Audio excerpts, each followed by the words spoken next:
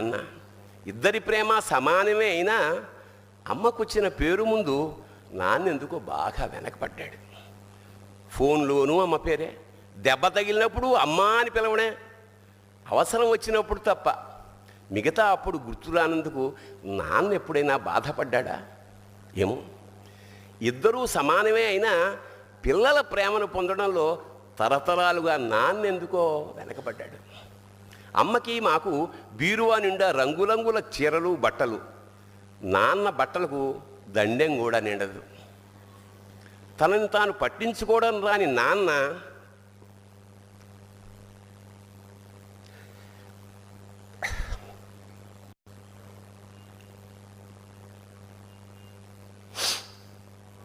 ఎందుకో మాకు కూడా పట్టనంత వెనకపడ్డాడు.